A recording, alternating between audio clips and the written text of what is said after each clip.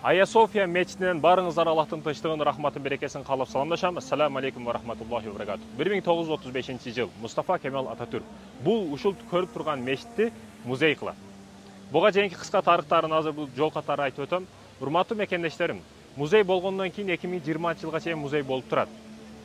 Журналисттер азыркы президент Режеп Тайип Эрдоган мырзага суроо беришип, ушул музей качан бекер болот, туристтерге, элге, өзүбүзгө качан бекер болот, качан кирип көрөбүз музейди дейт. Ушундай суроо бергенде тарыхта кала турган ушул жоопту берет.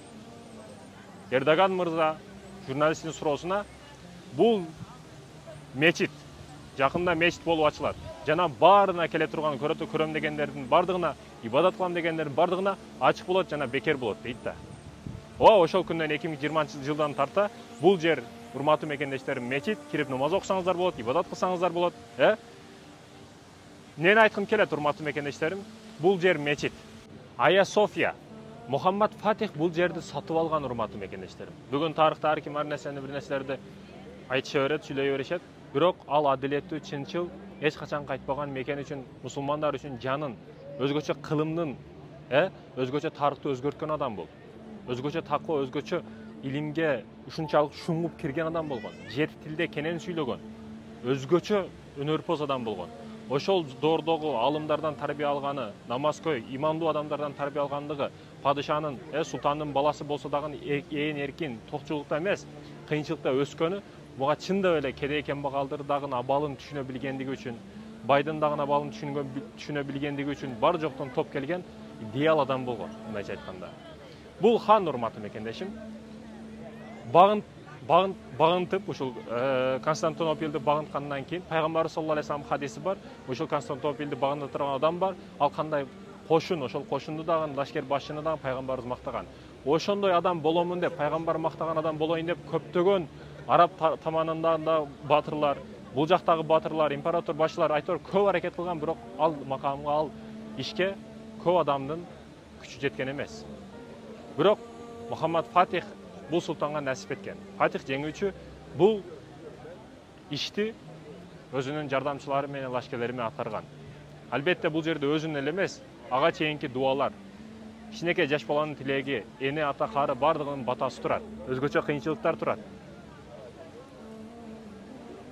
Басып алгандан кийин, урматтуу мекендешим, Константинопольду фатих кылгандан кийин ушул Ая Софияга келип тийиштүү адамдарды чакырып, ошол руханийлерди, ошол попторду, жетекчилерди чакырып, бул жерди мага саткыла дейт. Бул жер буга тиешелүү болду. Буга тиешелүү болду, урматтуу мекендешим. Мусулмандардыкы болду. Эми жөн эле келип алып алса болот. Жөн эле эч кандай акчасы салып алса болот эле, бирок ал христиан аламына, ошол православ адамдарына ушунчалык ыйык жер, ушунчалык пайдалуу жер, ушунчалык кадырлуу жер экендигин билгендиктен ага келип ошол тийиштүү адамдарды чакырып акча берип сатып алган да. Сатып алгандан кийин, урматтуу мекендешим, ошол алымдар турат, 200 миңдеген лашкерлер турат, адамдар турат, аскерлер турат, бардыгына кайрылып, бул жерде эми мечит кылабыз. Бул жерде мечит кылабыз. Мечит болгондон кийин жума намазын окушат, жума намазга чейин элдерге бүт аскерлерине, алымдарга кайрылып, алымдар дагы турат ошол жерде. Молдолор дагы турат, бардыгы турат. Багымдат намазды каза кылбаган адам имамчылыкка өтсүн, ушул жерде биринчи намазды окусун дейт. Эч ким унчукпайт. Элестетсеңиз, алым, аскер бардыгы бар, эч ким унчукпайт бул маселеде. Бирок ошол жерде Мухаммад Фатих ал-Султан бул өзү сөзгө чыгып, мен Кудайдын ортосунда бир сырым бар эле, бул сырды эч ачпайт элем, бирок ушул зарылчылык болду, ачышка мажбурмун. Мен багымдат намазды балагат жашымдан бери таштай элекмин, каза кыла элекмин деп өзү имамчылыкка чыгып ошол жерде окуйт. Жана тарта кыла турган бул сөздөрдү окуйт. Ая София деп. Урматтуу мекендешим, бул тарыхын билсеңиз, эгер чындап ичиңиз ачышкан, мусулмандарды үммөттү ойлогон мусулман боло турган болсоңуз, бул жерге келип кадимгидей ыйлайсыз, мага окшоп. Кадырын билиш, бул жерди түшүнө билиш, бул жерде канчалаган кандар төгүлгөнүн билиш, бул өзгөчө маселе да, урматтуу мекендешим. Чындыгында келип ыйлайт. Чындап үммөткө күйгөн адам келип ушул жерлерди көрүп, ушул жерде ой калчап бир ыйлайт. Канчалаган султандар, канчалаган эмгектер бул жерде. Ошондой экен, урматтуу мекендешим, бул тарта кала турган сөздөрүн айтып, бул жер эми мечит болду. Muhammad Fatih Sultan бул жер эми мечит болду. Мындан кийин бул мечитти мен вакф кылдым деп өзүнүн чөнтөгүнөн акча төлөп, элдин акчасынан эмес, бюджеттен эмес, өзүнүн чөнтөгүнөн акча төлөп мечит сатып алып вакф кылдым. Бул үммөткө, мусулмандарга кала турган вакф болду. Тийиштүү маселе болду, Аллах үчүн сооптуу жер болду. Бул жерди ким өзгөртсө, башка маселеде, бизнес маселесинде, музей маселесинде айтор, не маселе болбосун колдонсо, же бузуп башка бирдеге кылам десе, же башка маселелерди колдонсо, пайдаланса айтор, ким болбосун. Аллахтын, периштелеринин, пайгамбарлардын, бүткүл үммөттүн, мусулмандардын ага наалаты болсун дейт. Наалаты жесин дейт. 1935-жыл Ататүрк Европага, башкага жагынуу маселеси, ар кандай маселелер бар бул жерде, тарых бар өзгөчө. Ошол жерди музей кылып салат да. Кайра Эрдоган, Режеп Тайип Эрдоган мырзанын буйругу менен бул жер не мечит болот, урматтуу мекендешим. Иштерим келген учурда Нух капы деп коет, Нух эшиги, мындайча айтканда. Неге? Нух алейхиссаламдын кемесинен, атайын кемесинен алынган таяктар, жыгачтар экен. Мен азыр кичине изжат этсем, башка кылсам, ушундай темир сыяктуу жасала турган дарактардын өзү жок экен. Мындайча айтканда, дарактын өзү жок азыркы учурда. Чындыгында катуу, темирдей катуу. Бизде азыр арча болобу, карагай болобу өтө катуу, бирок мынанчалык эмес. Чындыгында катуу, өзгөчө. Ошого маани берсеңиздер, эшиктерине Нух капы деп коет. Нух эшиги бул анык эмес, тарыхтагы маселе бул, бирок өзгөчө. Мунун дарагы дагы жок азыркы менин билишим боюнча. Азыр айтып башка кылдык жок. Бул мечиттин ичинде эң жакшы нерселер колдонулган, Люйсторанда эң кымбаты, мындайча айтканда, тарыхый мындайча айтканда, мына жерди көрсөтсөң, бул жерде урматтуу мекендешим Аллах деп турат. Аллахтын аты аталган жерде пайгамбарыбыздын аты аталат, Мухаммад саллаллаху алейхи вассалам. Анын алдында Умар радиаллаху анху, урматтуу мекендештерим. Бул жакта Али радиаллаху анху, Абу Бакр ас-Сыдык, 4 халифанын аттары, урматтуу мекендештерим. Төртөөнүн тең аты аталган. Мен нени айткым келет, урматтуу мекендештерим, булар жашаш үчүн эмес, жашатыш үчүн жашаган адамдар, ошондуктан булардын аты тарыхта калды. Эгерде ким өзү үчүн жашаса, ал өлдү дегени. Эгер мына ушул эле Ая София мечитин карасаңыз, ушул султан, Мухаммад Фатих Султан бул алган. Мусулмандарга вакф кылган. Эл үчүн кызмат кылган. Ошондуктан аты тарыхта калды. Эгер сиз өзүңүз үчүн ойлосоңуз, эки этаж үйүңүз, бир машинаңыз калат балаңыз үчүн. Балаңыз, мисалы сиз азыр экинчи атаңды айт, же атаңдын атасына айт десе айтпайсыз, аны элестери сиз көргөн эмессиз, тааныбайсыз. Бирок эл үчүн кылган кызматыңыз ар дайым тарыхта калат, ар дайым элдин эсинде калат. Ошон үчүн Аллах үчүн аракет кыл, акча үчүн эмес.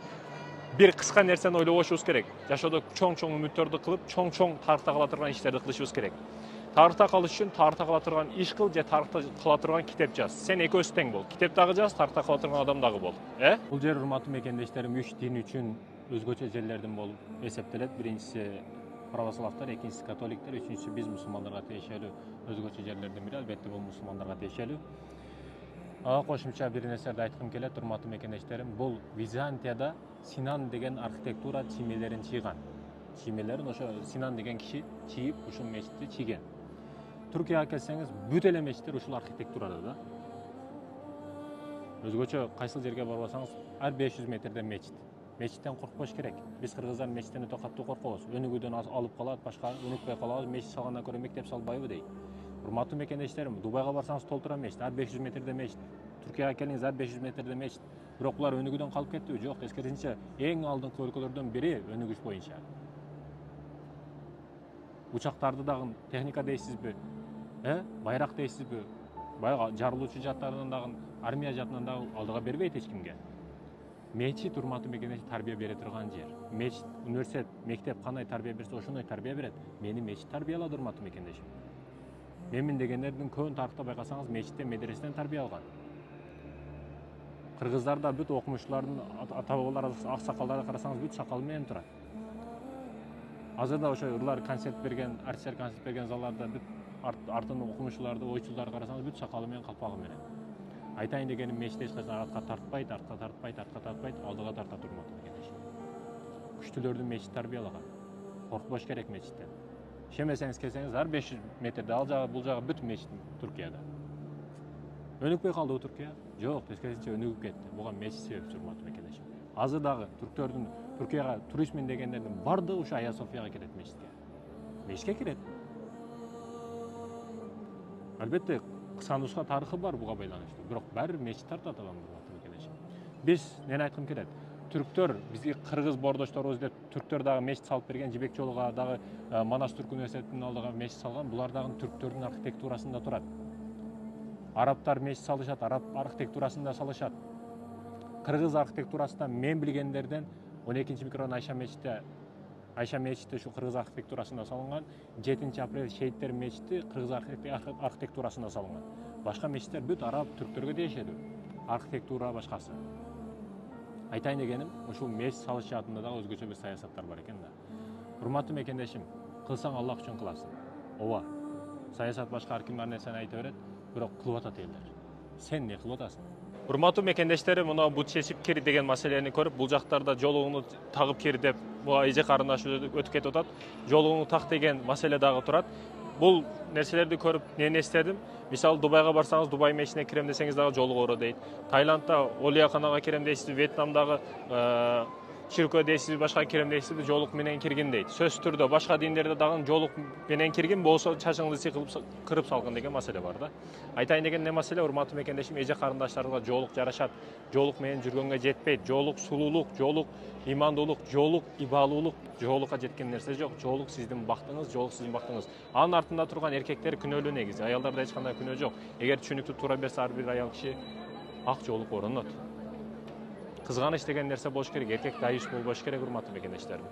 Мен 100% ушул христиан болобу, католик болобу, буддист болобу, баптист болобу айырмасы жок.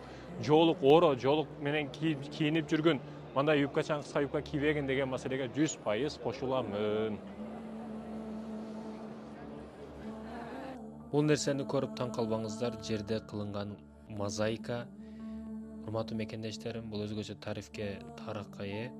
Византиянын императору негизи бул жерди алтындан курамын деген. Айя Софияны алтындан курамын деген. Астрологдор андай кылба, мындай кылба, бул жер ыйык жер боло турган болсо, уруулар кирсе, жана башкалар кирсе, талкаланса жаман болот, алтындан кылбай эле кой деп өз кеңештерин айтышкан. Урулук болушу албетте шарт эле бул жерде, себеби ошончо алтын турса ким келбей койсун. Айя София рекорд даражада курулган, 5 жыл 10 айда. 1,5 миң жыл алдын ал учурга албетте бул рекорд көрсөткүч болуп эсептелет. 10 миң куруучу иштеген. Жакшына ушул Византиянын императору алтындан курган эмес. Себеби 3 жылдык бюджеттин акчасы кеткен, ошо Византиянын императорлугунун 3 жылдык бюджеттик акчасы кеткен да. Бул жерди куруу үчүн. Бул жерде урматтуу мекендештерим, бир нерсени айткым келди дагы.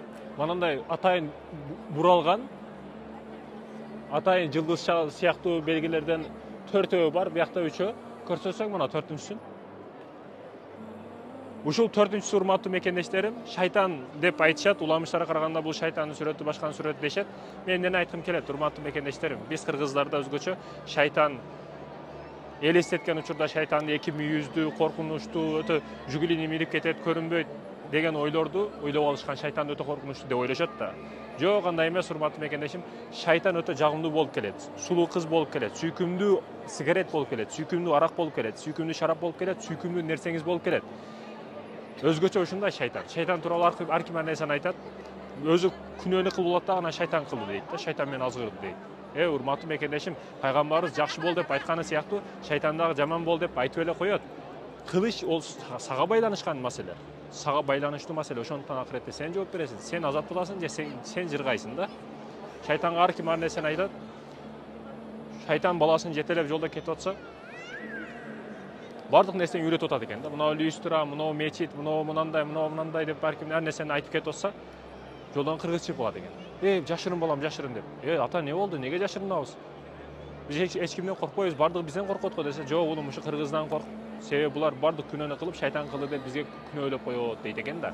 Чынында шайтан сиздин Google'уңузду каяктан билсин? Шайтан сиздин TikTok'уңузду каяктан билсин? Шайтан сиздин интернетиңизди каяктан билсин? Бүгүн интернет өнүгүп, күнөө өзүңүздүн алдыңызга келе турган болуп калды. Этият болушубуз керек, абайлашыбыз керек бул маселелерде, урматтуу мекендештерим.